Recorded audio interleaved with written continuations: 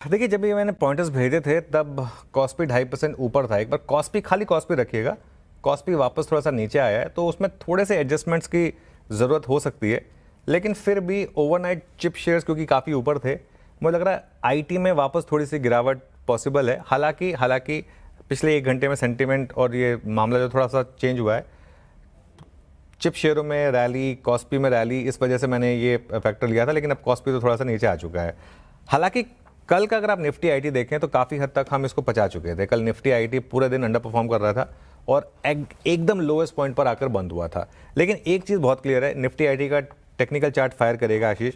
वो जो आईटी में एक तरफा रैली हमने प्ले आउट की थी ना 27,000 से, जब हम आईटी पर बुलिश हुए थे और ये बात हुई थी कि अब यहाँ पर शॉर्ट ना करें, इनफैक्ट अब यहाँ पे बड़ा पैसा आपका लॉन्ग साइड पर बनेगा, वो ट्रेड मोर और लेस यहाँ पर आकर थकती हुई दिखाई दे रही है।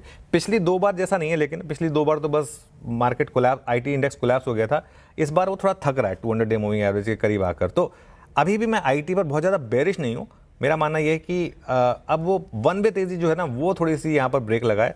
स्टॉक स्पेसिफिक अभी भी अच्छे मौके हैं। प्रोडक्ट कंपनीज हैं जैसे ओएफएसएस जैसी, या फिर जो अच्छी ग्रोइंग सॉफ्टवेयर कंपनीज हैं, कोफो जो परसिस्टेंट जैसी, या टाटा टेक जैसी जो अपनी थोड़ी सी नीश कंपनीज हैं, वो अभी भी ठीक ठाक कर रही हैं। लेकिन ओवरऑल आईटी पर एक 200 डे मूविंग एवरेज के आसपास आकर अब थोड़ी सी ये रैली थक रही है। इसके अलावा थोड़ी सी आज नज़र रखें पावर इक्विपमेंट शेयर्स पर।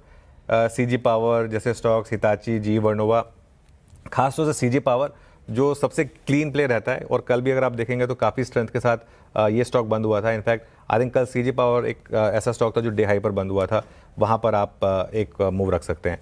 इसके अलावा एक बहुत बड़ी ट्रेड चल रही है इस समय मार्केट में, वो है बीएससी वर्सेस एमसीएक्स।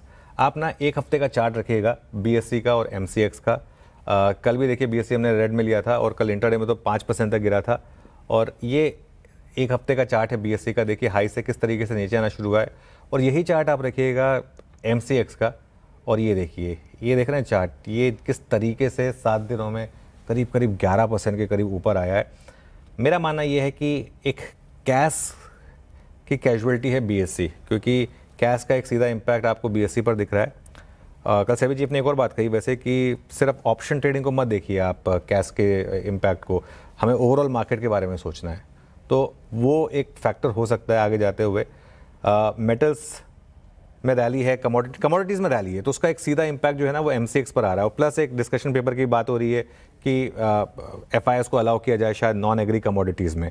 तो ये कारण है कि आप थोड़ा सा एक शिफ्ट देख रहे हैं फ्रॉम बीएससी टू एमसीएक्स। अच्छा, एक बार 6 महीने का चार्ट रखिएगा एमसीएक्स का, क्योंकि इससे पहले एमसीएक्स में बड़ी गिरावट आई थी। अपने हाई से ये स्टॉक काफ़ी गिरा था और उसके बाद पिछले एक हफ्ते में ये रैली आई है। ये देखिए, इसका हाई था करीब 3480 का, 3480 से करीब करीब ये आ गया था 2700 समथिंग तक आया था, वहाँ से वापस रैली आ रही है। तो ये एक ट्रेड है जो प्ले आउट हो रही है। आज भी बीएससी में एक डाउनग्रेड है वैसे, ठीक है।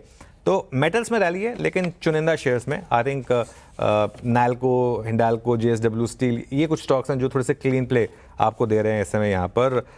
आज का मेक और ब्रेक फैक्टर होगा आशीष बैंक निफ्टी। बैंक निफ्टी अगर आप देखें लगातार 57,200 को बचा रहा है। कल भी 57,200 से शानदार रिवर्सल आया। इनफैक्ट कल का लो था 57,119। हमने 57,000 से 57,200 के सपोर्ट की बात की थी, 57,119 से वो घूमा और उसके बाद एक्चुअली प्री कैश तो वो 57,600 तक चला गया था। वो कैश का एक इम्पैक्ट आया जिससे वो 57,500 पे के नीचे बंद आया। तो ये एक और इंडेक्स इस पर नजर आएगी। हालांकि ये भी 58,000 नहीं क्रॉस कर पा रहा है। तो ये मेरे ख्याल से आज निफ्टी की वीकली एक्सपायरी वाले दिन जो मेक और ब्रेक फैक्टर है वो आपको बैंक निफ्टी से मिलेगा।